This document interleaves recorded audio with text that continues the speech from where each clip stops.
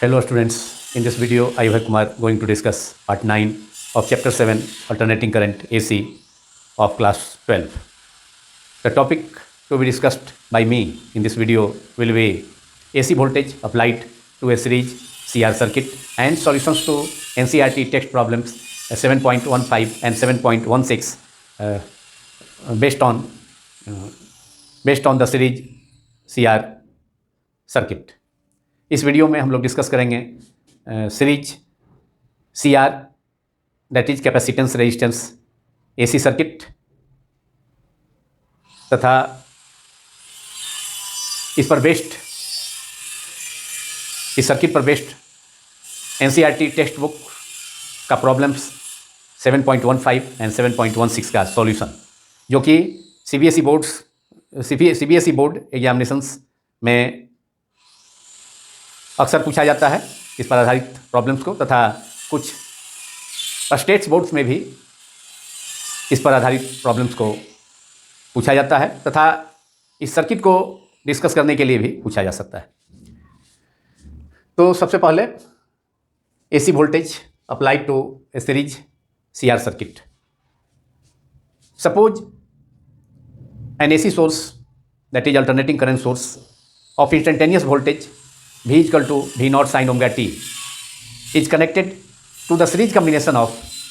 a capacitor of capacitance C and a resistor of resistance capital R, so that same current I flows through the circuit when AC voltage is connected across it. जब CR circuit मतलब capacitor तथा resistance के series combination को जब किसी AC source से connect किया जाता है, अल्टरनेटिंग करंट सोर्स से कनेक्ट किया जाता है, तो जैसे ही AC वोल्टेज अप्लाई किया जाता है, AC सोर्स से कनेक्ट करने के बाद AC वोल्टेज अप्लाइड होगा उस series combination of capacitor and resistor का, तो उससे होकर के ईच एलिमेंट से होकर के मतलब कैपेसिटर से होकर पोटेंशियल डिफरेंस VC तथा रेजिस्टर से होकर के पोटेंशियल डिफरेंस VR सेटअप होगा, और जो कंबाइंड पोटेंशियल डिफरेंस होगा, तो उस कंबाइंड पोटेंशियल डिफरेंस के कारण जो कि AC सोर्स से CR सर्किट को CR सीरीज कम्बिनेशन को ज्वाइन करने से पोटेंशियल डिफरेंस सेटअप हो रहा है इस कम्बिनेशन के क्रॉस, तो उसके कारण जब पोटेंशियल डिफरेंस सेटअप हो जाएगा तो करंट फ्लो करने लगेगा, और सेम करंट जो कि सीरीज कम्बिनेशन है कैपेसिटर का तथा रेजिस्टर का सीरीज कम्बिनेशन है, so same current will pass through each element that is capacitor and resistor, because in series connection we know that current flows in the series connection of resistors और capacitors इससे। अब इसके diagram को sketch करते हैं, sketch किया जाए तो write down let an AC source of supply voltage, that is instantaneous voltage, which is given by V is equal to V naught sin omega t. Supply voltage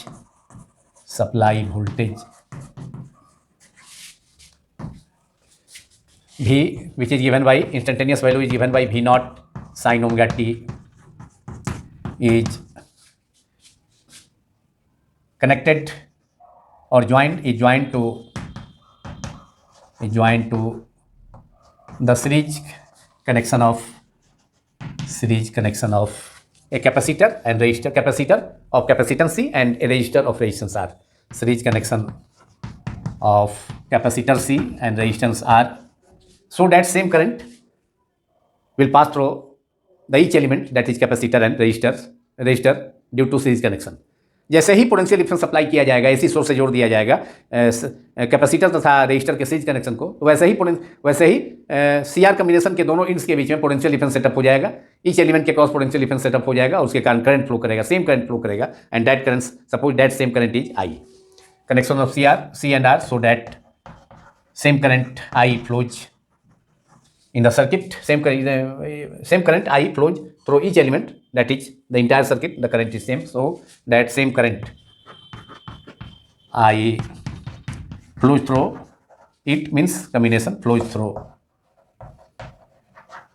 each element of the circuit, that is through capacitor C and resistor of resistance R. each flow through each element of the circuit, and it is denoted by this combination is that is AC source applied to series connection of C and R is shown in figure 1 circuit, that is figure 1A, और ये series connection है capacitor के symbol को यहाँ represent किया गया है दो पैरेलल लाइन से, दो स्मॉल पैरेलल लाइन, दोनों प्लेट को बतलाता है, रिप्रेजेंट करता है किसी कैपेसिटर का, और रजिस्टर है इसके सीरीज में, रजिस्टर जिसका रेजिस्टेंस R है, और इसको कनेक्ट कर दिया गया इस कम्बिनेशन को किससे, तो AC सोर्स से, जिसका इंस्टेंटेनियस वोल्टेज को V = V0 C omega t, यहाँ AC सोर्स के सिंबल को रिप्रेजेंट किया गया है। AC सिंबल का सोर्स है,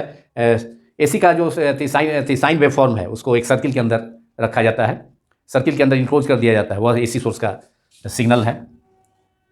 अब जैसे ही वोल्टेज अप्लाई किया जाएगा AC वोल्टेज वैसे ही, और ये प्लस माइनस AC सोर्स में हाफ पार्ट पॉजिटिव होता है और हाफ AC सोर्स के वन कंप्लीट साइकिल में half part positive half part negative. तो पोटेंशियल डिफरेंस सेटअप हो जाएगा इस कम्बिनेशन के क्रॉस, जिसके कारण करंट फ्लो करेगा, और करंट फ्लो करने के कारण सेम करंट फ्लो करेगा I इस सर्किट में, जिसका वैल्यू, जिसका एक्सप्रेशन हमें मालूम करना है इस करंट के लिए। और AC सोर्स से जोड़ने के कारण, कनेक्ट करने के कारण AC सोर्स का सब इंस्टेंटेनियस वोल्टेज है V = V0 sin omega t, where V is the instantaneous voltage, that is AC voltage at a particular time t, and V0 is the peak voltage. So now there is potential difference across the capacitor, which is VC, and potential difference across the resistor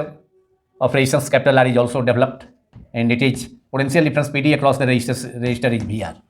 and this is figure 1A. It is represented in figure 1A, which is the series CR circuit. ये capacitor है, इसका plate ये positive charge, current के कारण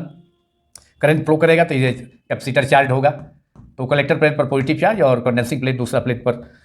inner surface पर negative charge, और इसका capacitance जो है कैपेसिटर का C है, और ये रजिस्टर है, दोनों सीरीज कनेक्शन में, तो कैपेसिटर से भी आई करंट और रजिस्टर से भी आई करंट सीरीज कनेक्शन में। तो ये सीरीज CR सर्किट हमने सपोज किया है करंट I फ्लो कर रहा है जब AC सोर्स से कनेक्ट किया गया है। ये AC सोर्स का सिंबल है, ये AC सोर्स का सिंबल है, एक सर्किल के अंदर AC वेव फॉर्म को इंक्लोज किया गया। तो अब चूंकि ओम्स लॉ का यूज किया जाए इसमें, क्योंकि करंट I हमने सपोज किया है सर्किट से, ईच एलिमेंट से करंट I, तो using ohm's law PD potential difference across the capacitor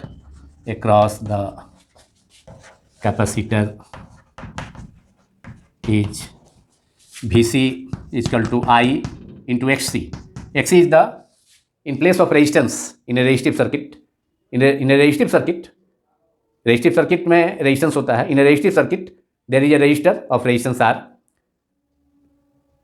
तो रेजिस्टेंस R होता है, रेजिस्टिव सर्किट में यूज किया जाता है। उसी ढंग से कैपेसिटिव सर्किट में जो रेजिस्टेंस होता है उसको कैपेसिटिव रिएक्टेंस कहा जाता है, जिसको XC सिंबल से डिनोट किया जाता है। Capacitive reactance is denoted by the symbol XC, एंड XC = 1/C omega, I × 1/C omega, and omega is also equal to omega is the angular velocity of AC और angular frequency of AC, and it can be expressed as omega is = 2πn in terms of frequency of AC। तो VC = that is potential difference across the capacitor, VC = I × R। R के बदले में क्या हो गया, R अगर register है उसमें नेक्स्ट जो एलिमेंट है रजिस्टर, उसमें R हम यूज करेंगे। लेकिन कैपेसिटर के केस में कैपेसिटर जो अपोजिशन ऑफर करता है करंट के फ्लो में, उससे होकर के कैपेसिटर से होकर करंट के फ्लो में जो अपोजिशन ऑफर होता है कैपेसिटर के द्वारा, उसका नाम है, उस रेजिस्टेंस का नाम है कैपेसिटिव रिएक्टेंस, जिसका सिंबल XC है। तो XC = 1/C omega. Similarly PD across the resistor of resistance R is PD across the resistor of resistance R is VR is the potential difference across the resistor, ये I × R। तो total जो potential difference होगा across the combination, वह दोनों के कारण होगा, दोनों के कम्बिनेशन के कारण होगा। मतलब कैपेसिटर के cross VC potential drop VC तथा रजिस्टर के क्रॉस VR, दोनों के कंबाइंड इफेक्ट के कारण होगा। और उसे हम ऑब्टेन करने के लिए जो रिजल्टेंट पोटेंशियल डिफरेंस होगा उसको मालूम करने के लिए फेजर डायग्राम का यूज करना होगा CR सर्किट का। तो फेजर डायग्राम के लिए हमको विचार करना होगा, कंसीडर करना होगा individual circuits AC voltage apply to the resistor, that is resistive AC circuit, and C AC voltage is applied to a capacitor, that is capacitive AC circuit. तो रेजिस्टिव AC सर्किट में हमने देखा था कि voltage हम लोगों ने discuss पहले प्रीवियस वीडियो में,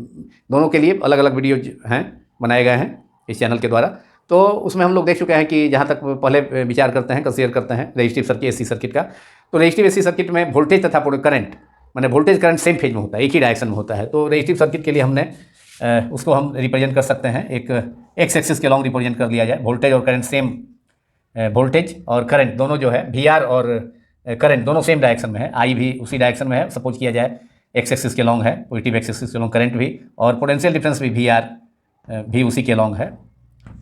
दोनों सेम फेज में होता है। V एंड I मतलब potential drop across, potential difference across the register and current both lie in the same phase. So दोनों को हम X axis, positive x axis के लॉन्ग रिप्रेजेंट किए हैं। तो अब इसका फेजर डायग्राम में हम लोगों ने देखा था। अब कैपेसिटिव AC सर्किट में देखा जाए तो कैपेसिटिव AC सर्किट में क्या होता है, वोल्टेज करंट से π/2 एंगल से लैग करता है। तो चूंकि हमने करंट को दिखाया है पॉजिटिव एक्स एक्सिस के लॉन्ग, इसलिए अब चूंकि वोल्टेज अक्रॉस कैपेसिटर लैग करेगा π/2 एंगल से, तो इसको -y एक्सिस के लॉन्ग, इसको नीचे की ओर y एक्सिस के लॉन्ग दिखाते हैं, रिप्रेजेंट करते हैं किसको, VC को, मतलब पोटेंशियल डिफरेंस अक्रॉस कैपेसिटर को हम y एक्सिस की ओर, -y एक्सिस के लॉन्ग, जिससे कि करंट चूंकि पॉजिटिव एक्स एक्सिस के लॉन्ग है और नेगेटिव एक्स एक्सिस के लॉन्ग VC है, इसलिए π/2 एंगल से क्या होगा, ये पीछे होगा, lag behind, voltage VC lag behind the current I which is represented along x axis by angle π/2. Therefore the resultant of VC and VR can be represented by a rectangle can be constructed, a rectangle. So resultant of VR दोनों एक दूसरे के perpendicular है, तो इसलिए दोनों का resultant मालूम किया जा सकता है। तो ये एक रेक्टेंगल फॉर्म किया जा सकता है, उसके डायगोनल से रिप्रेजेंट हो जाएगा रिजल्टेंट वोल्टेज, और रिजल्टेंट वोल्टेज V जिसका वैल्यू हम मालूम कर लेंगे। और एक रेक्टेंगल फॉर्म कंस्ट्रक्ट किया गया यहाँ इस फेजर डायग्राम में। तो ये फेजर डायग्राम है CR सर्किट का, और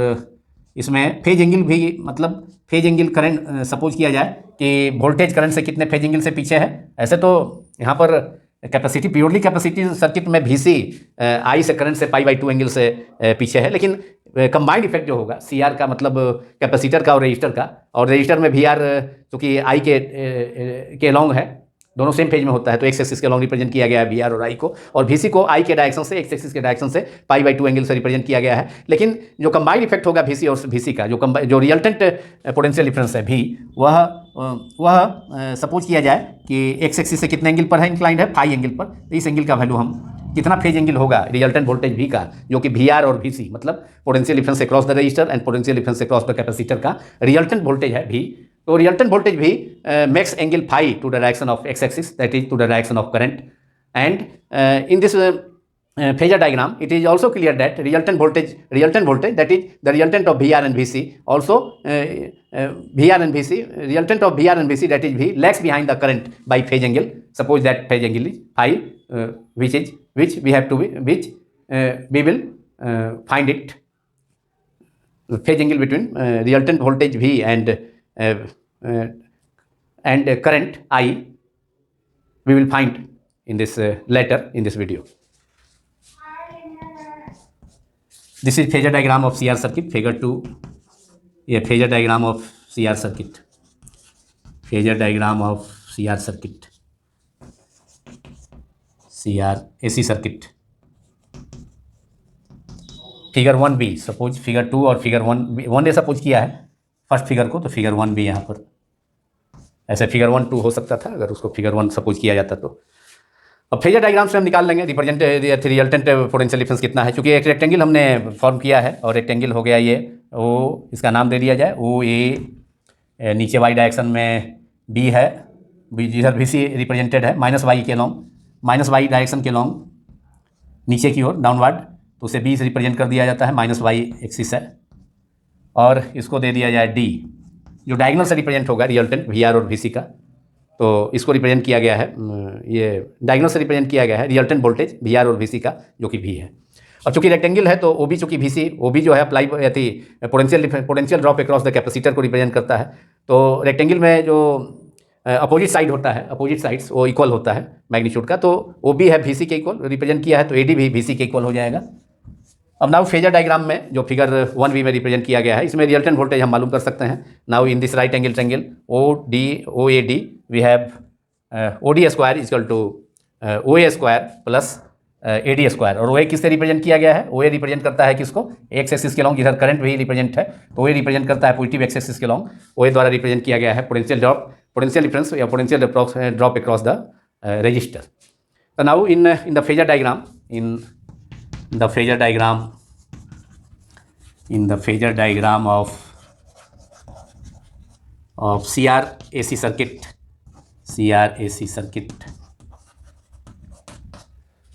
AD equal to OC, rectangle है तो इक्वल, अपोजिट साइड क्या होगा? इक्वल होगा. OD AD इक्वल टू, यहाँ पर OA से रिप्रेजेंट किया गया है, OA द्वारा रिप्रेजेंट किया गया है VR को, और OB द्वारा रिप्रेजेंट किया गया है VC, potential difference across capacitor, and VR is the potential difference across the register. OB represent किया करता है VC को,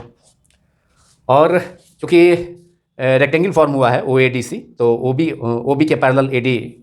लाइन खींचा गया है, और OA के पैरेलल BD, तो इस प्रकार रेक्टेंगल फॉर्म हुआ, जिससे कि रिजल्टेंट VR और VC का रिजल्टेंट इसके डायगोनल से, इस रेक्टेंगल के डायगोनल से रिप्रेजेंट होगा using parallelogram law of vector addition. So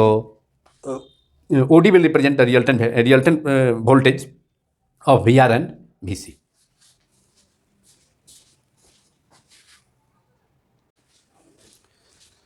Now the resultant of VC and VR is represented by OD, that is diagonal of the rectangle formed. So in the phasor diagram, in the resultant means resultant voltage of VR and VC is represented by OD, which is the diagonal of the rectangle formed, represented by OD, which is given by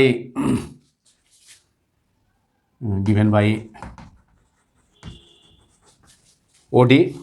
using Pythagoras theorem. OD square is equal to OA square plus AD square, that is OD is equal to root under OA square plus AD square, that is OD is equal to root under VR square, that is OA square plus AD square. OD square is equal to, that is OD square, that is OD is equal to root under OA square. OA represents VR, that is potential difference across the resistor. OA से represent हो रहा है phasor diagram में register R के cross potential difference VR, और AC से represent हो रहा है, AD से रिप्रेजेंट हो रहा है, AD से रिप्रेजेंट हो रहा है potential difference across capacitor C, that is VC.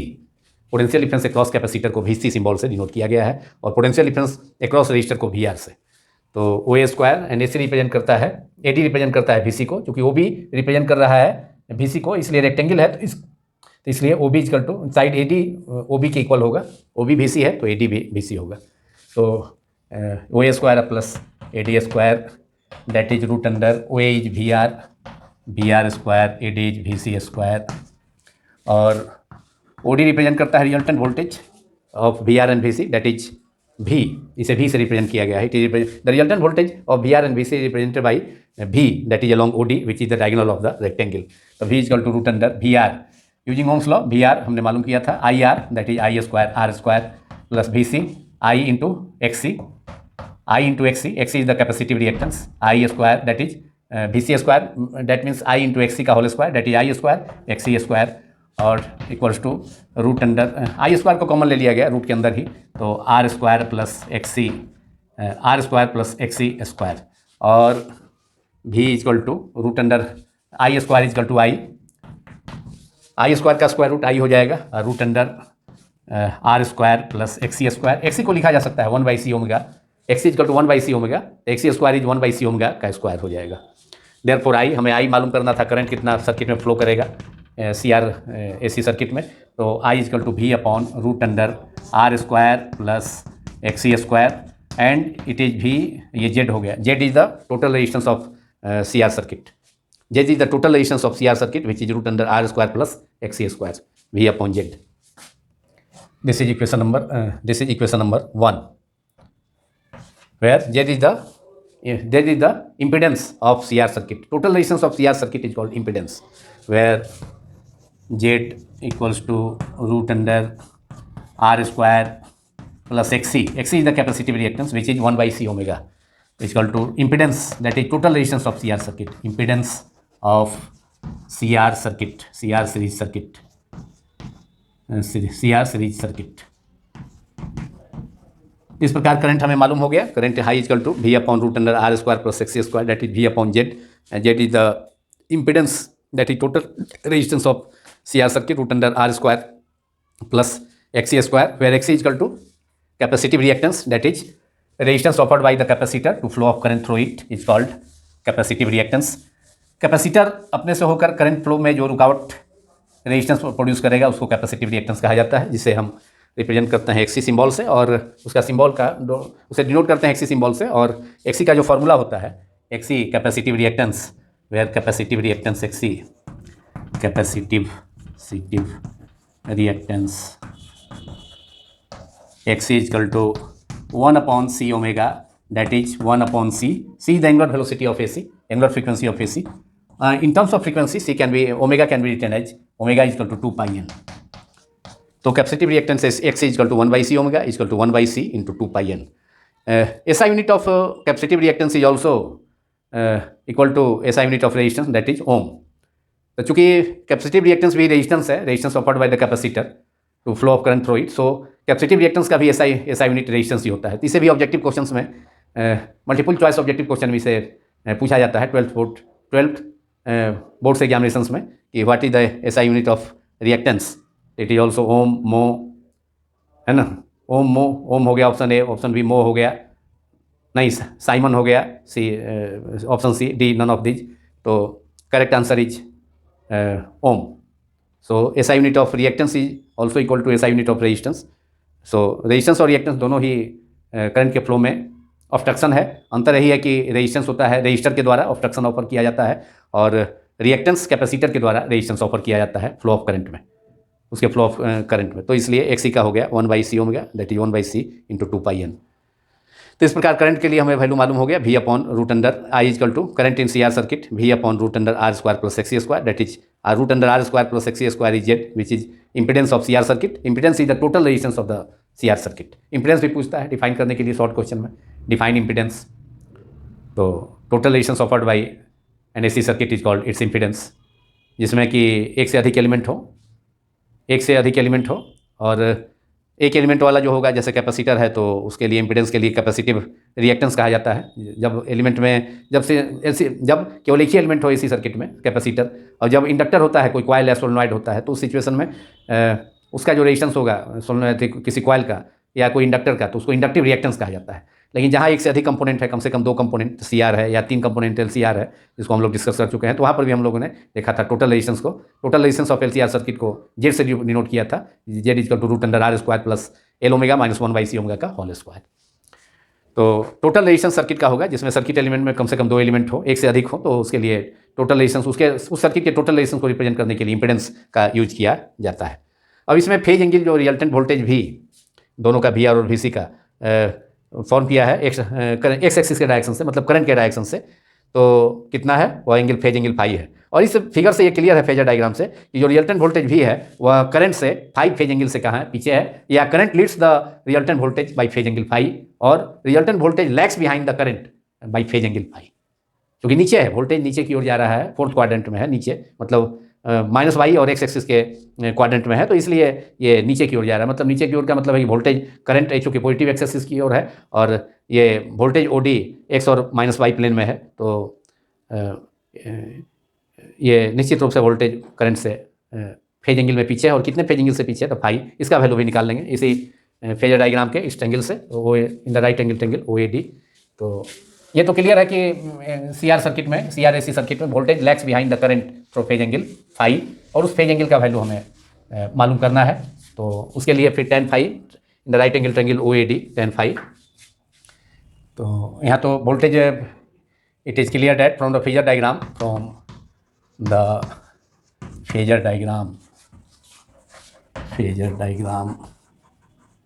it is clear that the resultant voltage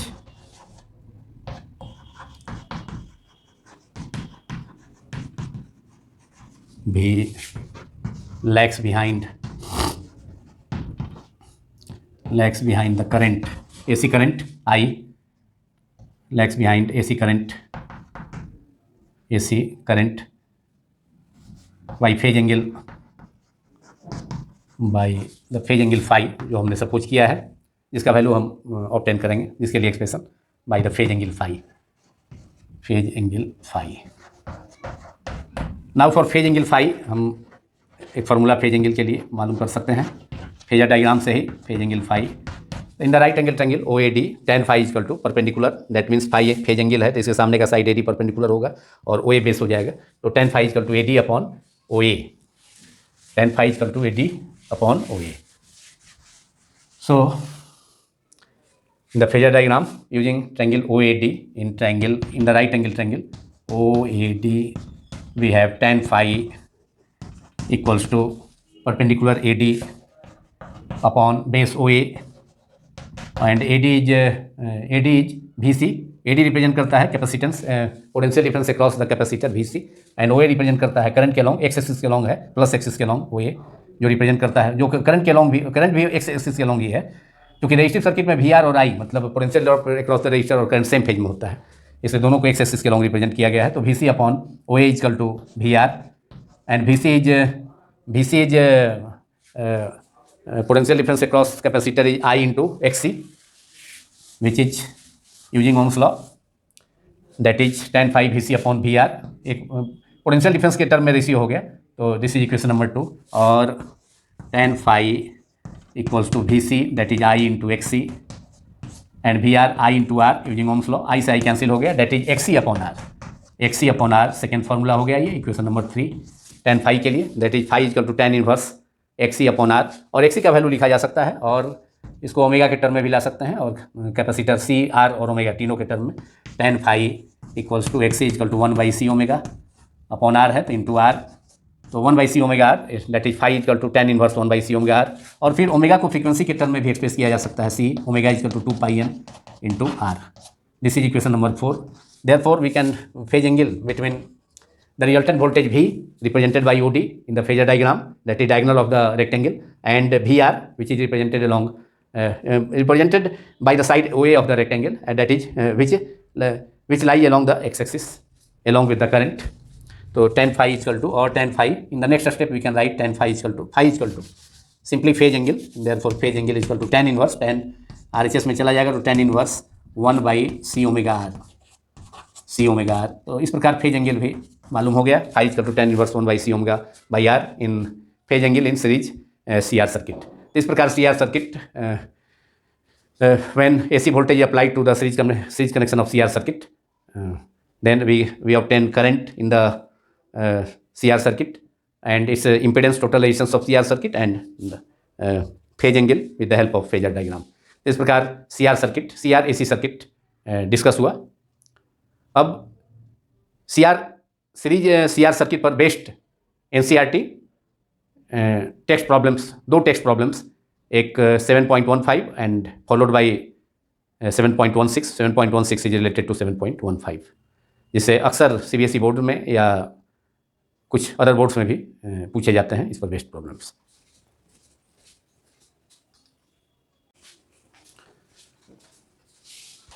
now in this video solutions to NCERT text problems 7.15 and 7.16 based on the series CR AC circuit। First of all, problem number 7.15. The problem is a 100 microfarad capacitor in series with a 40 ohm resistance is connected to a 110 volt 60 hertz supply। एक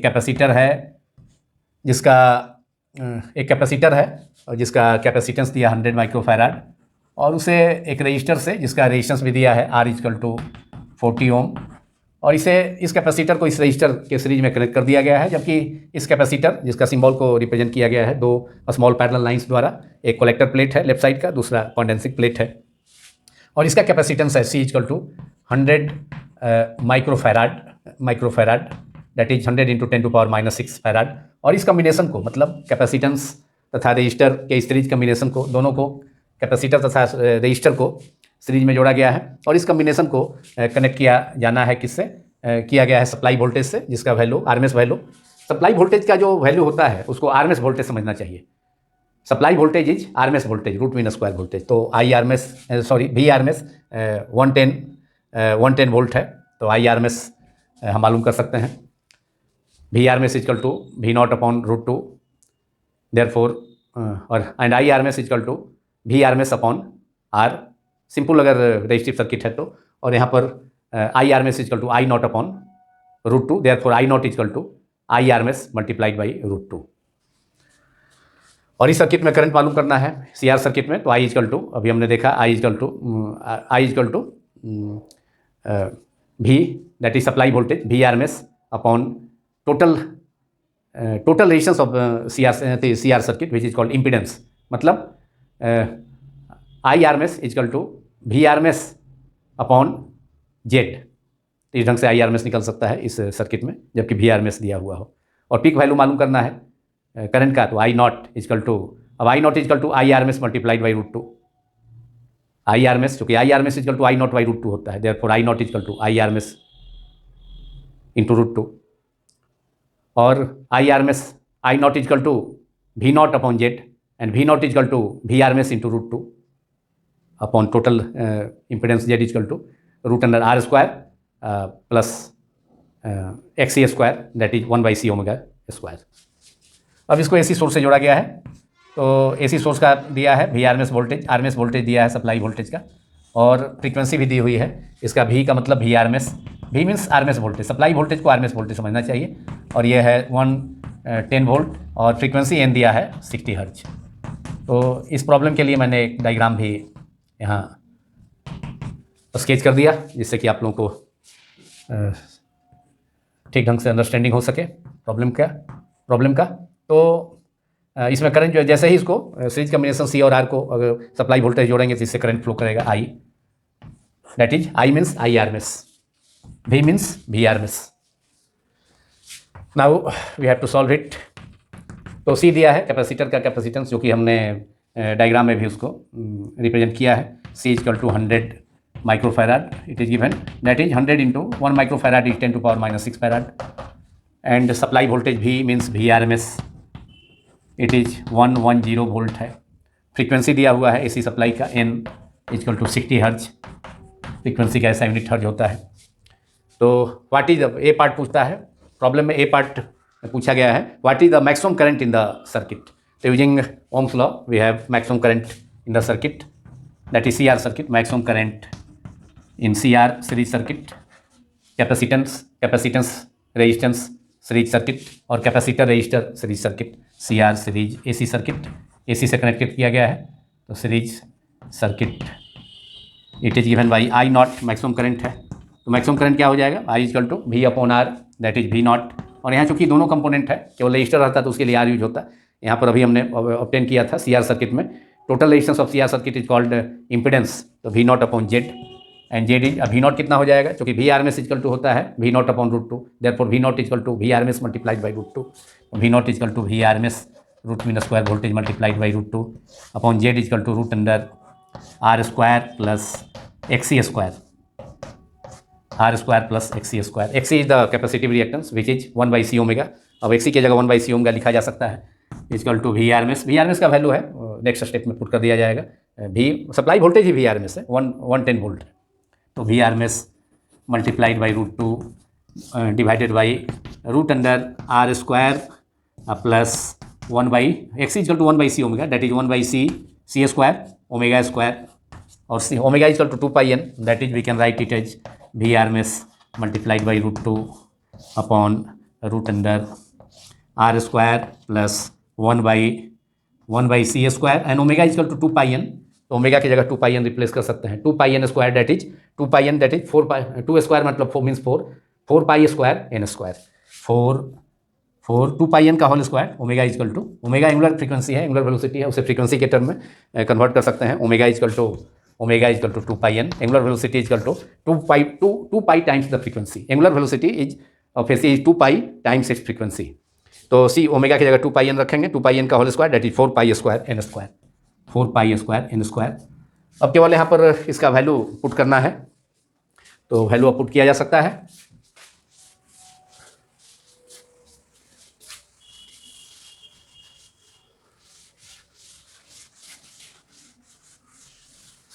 तो इसका value, सभी का value put कर दिया जाए। Therefore I nought equals to V R M S, that is V R M S is 110 volt, 110 multiplied by √2 upon root under R. R is resistance is given 40 ohm, resistance is 40 square plus, अब यहाँ पर 1/c omega C, 1/c square that is C equal to 100 microfarad, 100 into 10⁻⁻6 का square हो गया, सी square 1/c square. अभी भी है 4 pi square that is 3.14 का square that is 9.86, pi square का वैल्यू 9.86, पाई 22/7 और 3.14 का स्क्वायर 9.86, और अभी भी है एन है फ्रीक्वेंसी 60 मल्टीप्लाइड बाई 60 स्क्वायर। अब यहाँ पर 1/110 √2 upon root under 40 square that is 1600, और प्लस इस टर्म को कैलकुलेट करने के बाद 1/100 इंटू 10⁻⁻6 सी का वैल्यू रखा, 4 पाई स्क्वायर 9.86 और एन का वैल्यू 60 स्क्वायर। इसको सॉल्व करने के बाद, कैलकुलेशन के बाद 1 बाई इतना जो टर्म है सेकेंड टर्म, इसका वैल्यू 704 नियरली, ये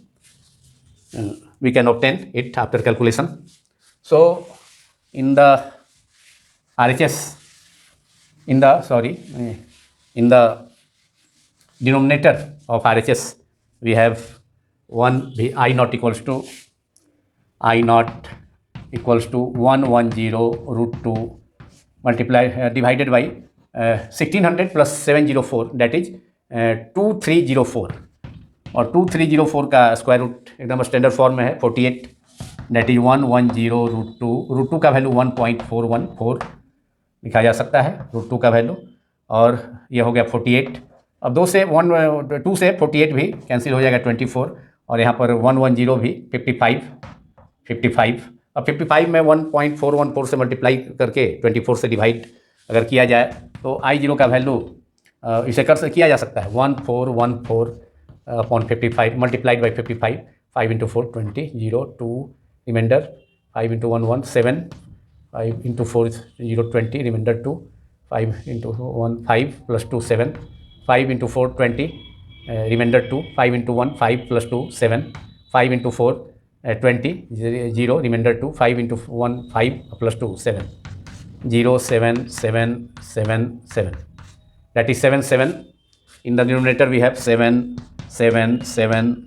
7 0, 3 प्लेस पर डिसिमल है तो 77.24 दैट इज 0.770 है तो इसको 77.8 लिखा जा सकता है। वी कैन राइट 77.770 है 77.8 अपॉन 24। अब 24 से डिवाइड करेंगे, काफ़ी आसान काम हो गया, 3 टाइम चल जाएगा है ना, 24 3 जा 72 तो 77 है, तो दैट इज 3.2 बार जाएगा, उसके बाद 23 एम्पियर। तो मैक्सिमम करंट मालूम हो गया in the circuit 3.23 ampere. Now we have to find in part B the time lag between current maximum and voltage maximum. हमने देखा कि CR सर्किट में we have already seen in CR circuit, series circuit, that resultant voltage भी lags behind the current through phase angle phi, and that phase angle phi is given by tan phi equal to XC upon R। तो XC upon R आ गया, तो उसे हम उसके help से हम time lag मालूम कर सकते हैं। तो बी पार्ट में टाइम लैग मालूम करना है, तो उसके लिए पहले हमको फेज एंगल मालूम करना होगा tan phi using the formula of in CR circuit, in CR series AC circuit. अभी हमने ऑब्टेन किया था इसके थ्योरी में, CR सर्किट के थ्योरी में डिस्कस जो किया था उसमें। तो in CR series AC circuit we have tan phi equal to 1 by XC upon R, और XC equal to 1/C omega, inductive capacitive reactance 1/C omega into R, और 1/C omega equal to 2 pi N multiplied by R capital R। यहाँ पर C है 100 microfarad, value सबका put कर दिया जाए, 1/100 into 10⁻⁻6 हो गया इंटू 2 पाई 3.14, फ्रीक्वेंसी है 60 हर्ज, एंड रेजिस्टेंस है 40। अब इन सभी को कैलकुलेट करने पर tan phi RHS टर्म और tan phi इक्वल टू, अब इन सभी को कैलकुलेट करने पर 10⁻⁻⁶ है, यहाँ पर 10⁻100 है, तो 2 पावर तो इसका प्लस पावर 10⁻100 इज 10⁻+2, यहाँ -6 है, तो +2 से 10⁻+2 पावर से 10⁻⁻6 का -2 पावर न्यूट्रलाइज हो जाएगा, तो 10⁻⁻4 बचेगा, ऊपर जाके 10⁻+4 है, यहाँ पर फिर है 2 जीरो है, फिर यहाँ 2 अंक पर डिसमल है, तो 10⁻-2 फिर हो 3.14 है, तो 10⁻-2 और उससे जीरो 2 जीरो भी इधर 60 और 40, तो इन दोनों जीरो का न्यूट्रलाइज हो गया, इसके दोनों 10⁻-2 3.14 के दोनों डिसमल के 2 प्लेस पर डिसमल से, दैट इज 10⁻-2 पावर से, तो वो भी कैंसिल हो गया, तो 6 × 4 हो गया 24 × 2 दैट इज 48 मल्टीप्लाइड बाई 3 14, और 10⁻-4 बचा है नीचे में, ऊपर चला जाएगा, तो tan phi equal to 10⁻+4 that is 10,000 divided by 4 × 2 4 × 2 8 × 6 48 multiplied by 314। अब 314 में 48 से मल्टीप्लाई करके और 10⁻4 में डिवाइड करने पर इसका वैल्यू जो है 3 हम कर सकते हैं, 314 में 48 से multiply 8 × 4 32, 3 remainder 8 × 1 8 × 3 +3 that is 11, remainder 1 8 × 3 8 × 3 24 + 1 25, 4 × 4 that is 16, remainder 1, 4 into 1 that is 4 plus 1 5, 4 into 3 12 that is 2, 6 plus 1 7, 5 plus 5 0, 10 0, remainder 1 2 plus 2 4 1 5 15072 that is 15072, और ऊपर में क्या है 10,000 10⁴ और नीचे में 15,072, निश्चित रूप से नीचे वाला टर्म बड़ा हो गया, इसलिए जो रिजल्ट आएगा डिसमल में तो ये हो गया 10,000 10⁴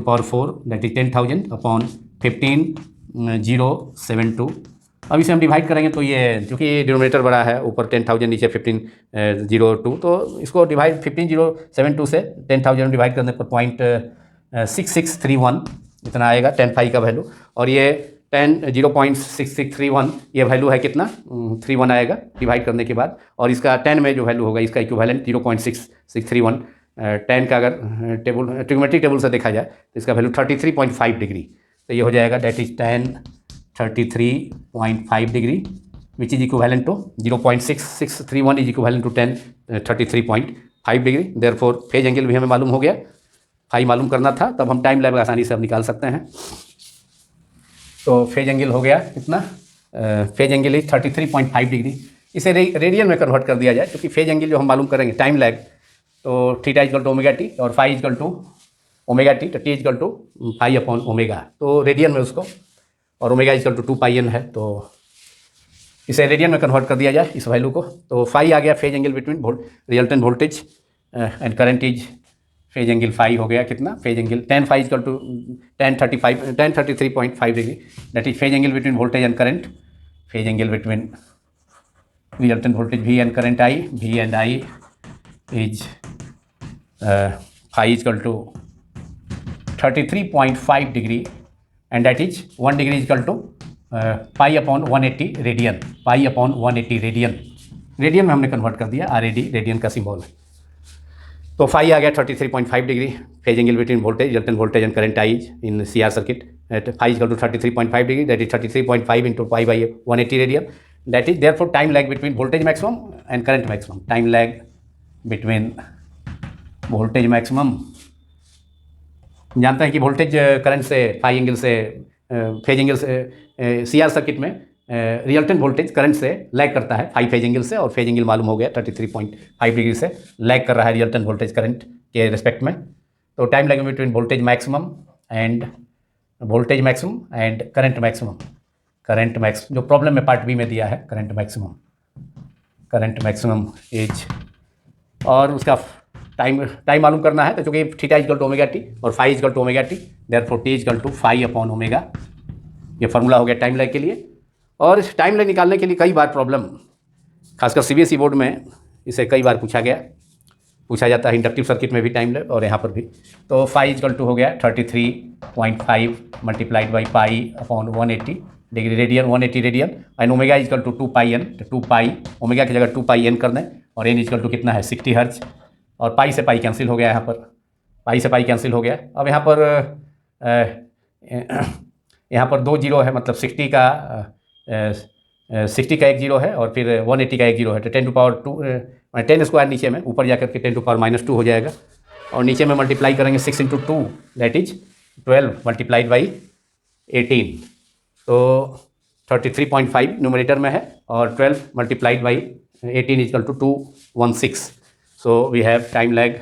t इजकल टू 33.5 और 2 जीरो है 60 में और फिर 180 में, दोनों का कंबाइन करके तो 10 टू पावर 2 ऊपर जाके -2 हो गया, -2 अपॉन और ये हो गया 6 इंटू 2 12 मल्टीप्लाइड बाई 18, तो डेट इज 216। अब फिर से डिनोमिनेटर ज़्यादा है, न्यूमरेटर कम है,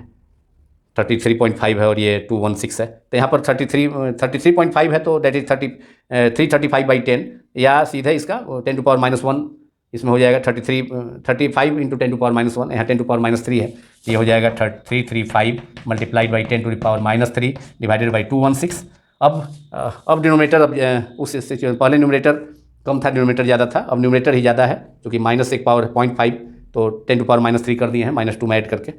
अब ये डिवाइड होगा तो वन टाइम 335 है और यहाँ 216 है, that is 1.55 into 10 to power -3 second, that is millisecond में आ गया 1.55 millisecond. Answer is 1.55 millisecond, that is 1.55 into 10 to the power -3 second, that is 1.55 millisecond. This is millisecond, जिसको MS हमने लिखा। This is time lag between voltage max and current max in the series CR AC circuit.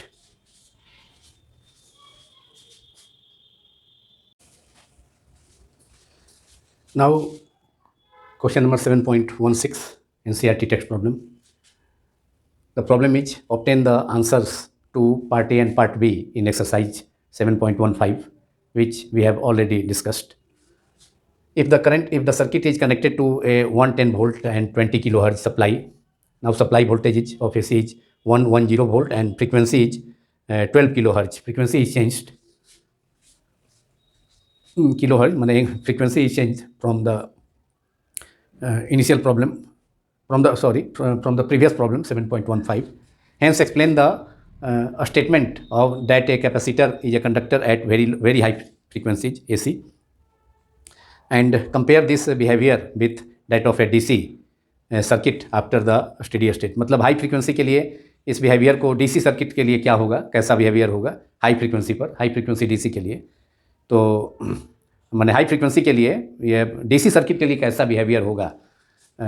इस circuit का, वह उसको बतलाना है। तो now we have to find in part A, we have to find peak current in the circuit I0. This is current I in the circuit when the series combination of C and R is connected to supply voltage, to a supply voltage that is Vrms 1, V is equal to Vrms 110 volt. So now we have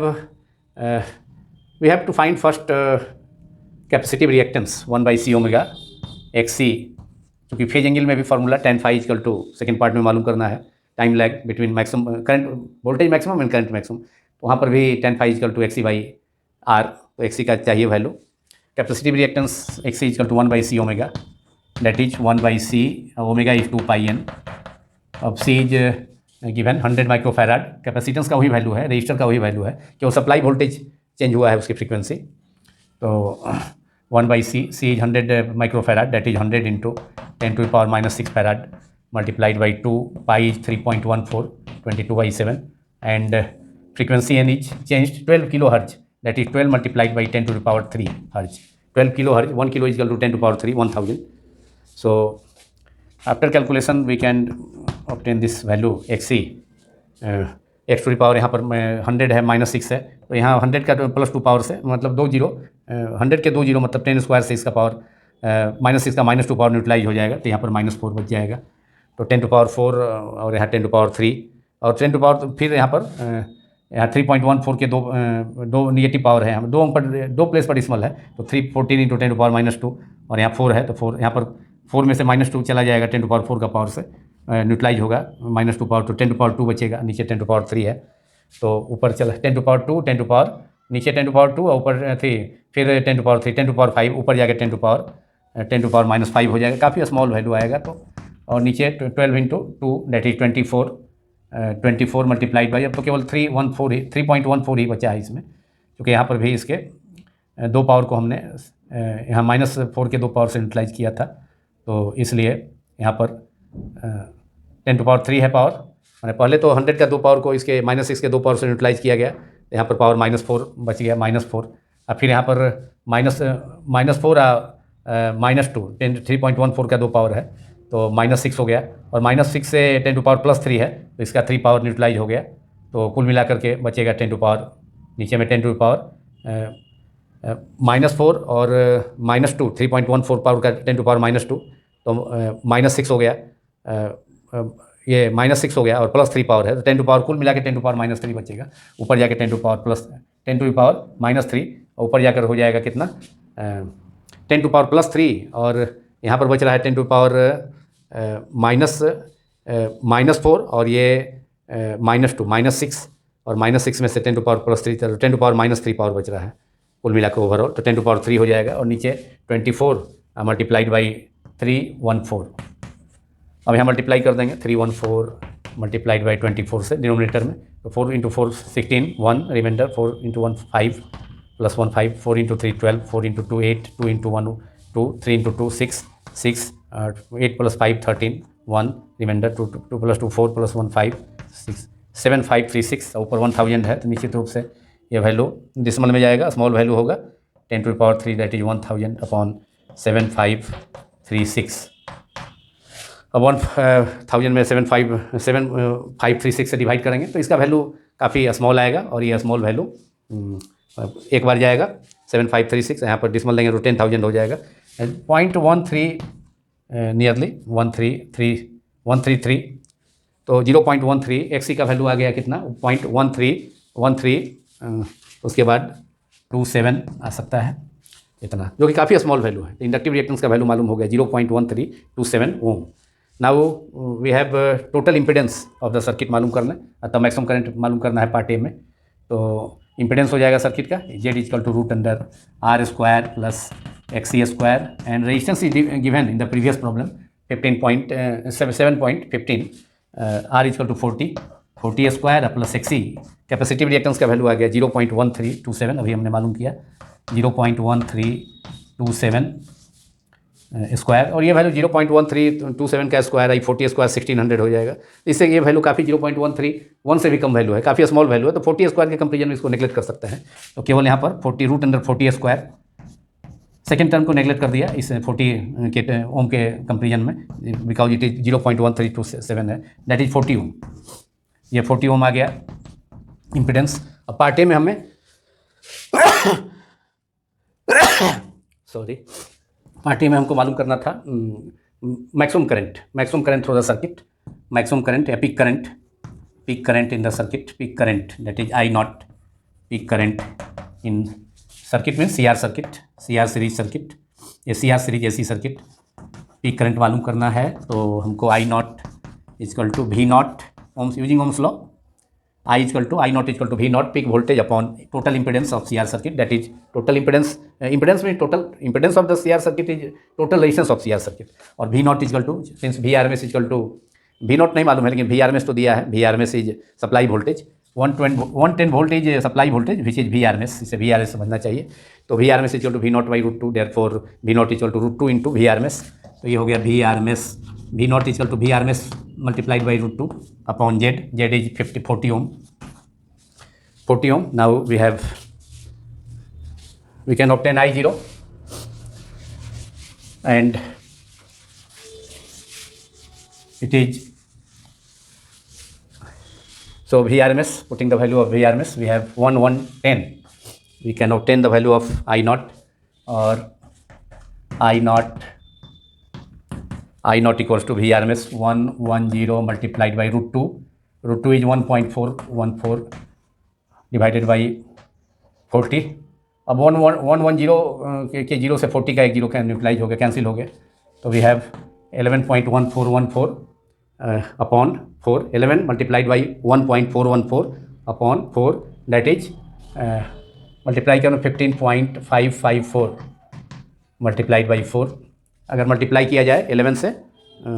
multiply किया जाए 1.414 में 11 से, तो हम result obtain कर सकते हैं 15.554 15.554 upon 4, that is 4 से अब डिवाइड करेंगे 15 पॉइंट, तो 3.4 मल्टीप्लाइड बाई 3 दैट इज 12, यहाँ 15 है, तीन इसमें बचेगा रिमाइंडर, और 35 फिर हो जाएगा। तो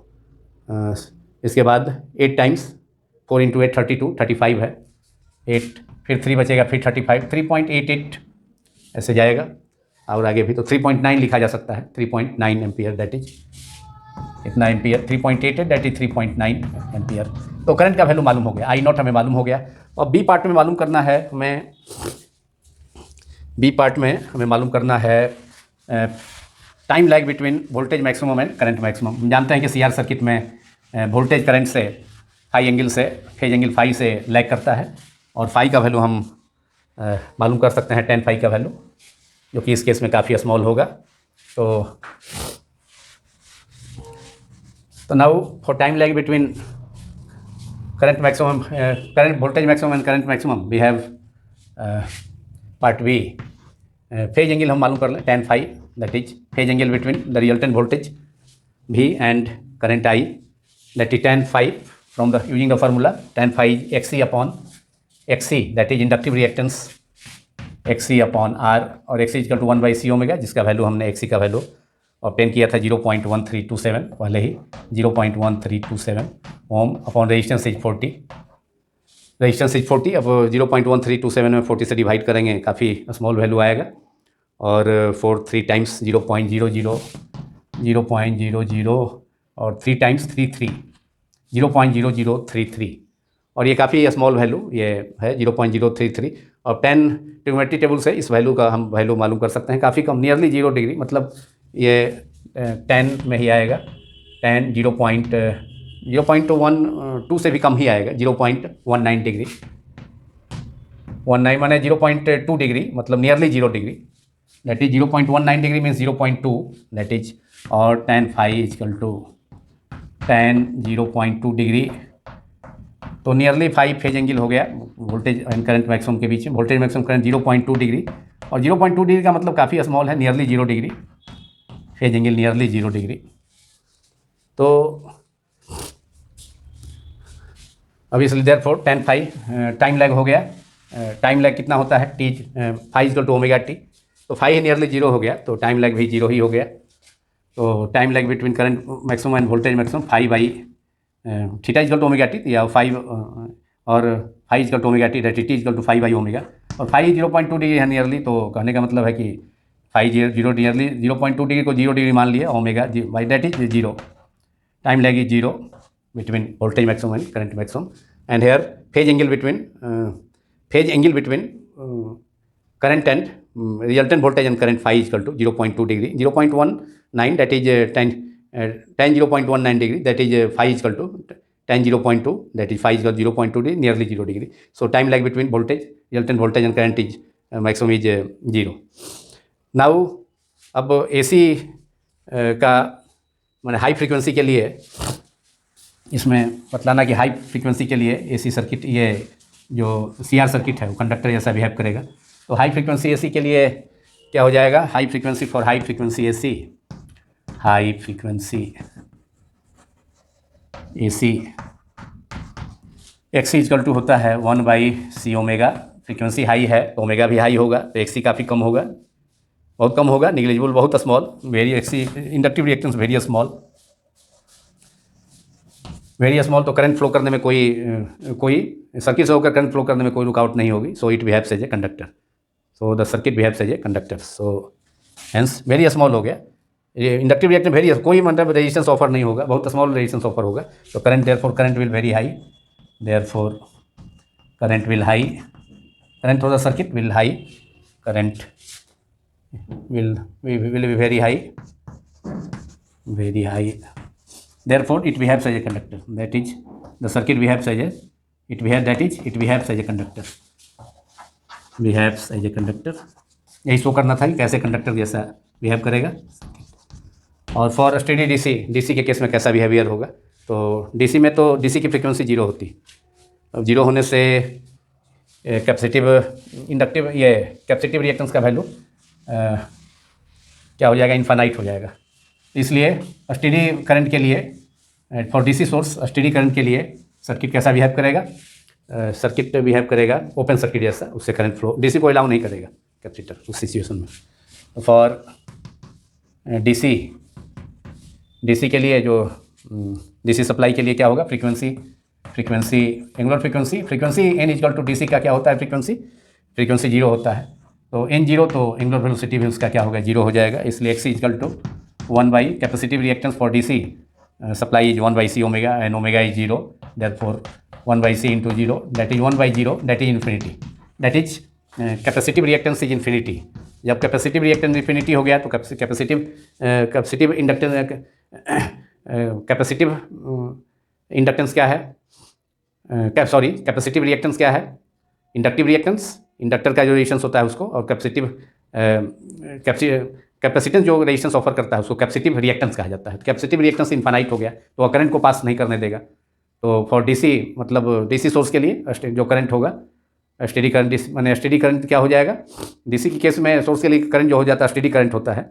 DC current is steady current, तो वह जो है क्या होगा, ओपन सर्किट जैसा है, कोई सर्किट से करंट फ्लो नहीं करेगा तो ओपन सर्किट जैसा बिहेव करेगा फॉर डीसी सप्लाई। तो capacitance equal to, because capacitive reactance in this case for DC is reactance for DC is infinite. जब इनफाइनाइट होगा तो करंट इक्वल टू, करंट को पास नहीं करने का तो current I equal to zero, that is circuit behaves as an open circuit for steady current means DC current, DC supply और DC current के लिए, that is I equal to this, that is circuit behaves as a open circuit, behaves as open circuit for DC supply, or a steady current behaves as an open circuit for a steady current, मतलब DC current के लिए, for DC current, for the steady current that is DC current। और इसी के साथ यह part समाप्त होता है, पार्ट 9 चैप्टर 12, ये क्लास 12 चैप्टर 7 अल्टरनेटिंग करंट का। यदि यह वीडियो आप सभी को पसंद आया हो तो इसे लाइक करें, दूसरों से शेयर करें तथा सब्सक्राइब करना न भूलें। Thank you very much.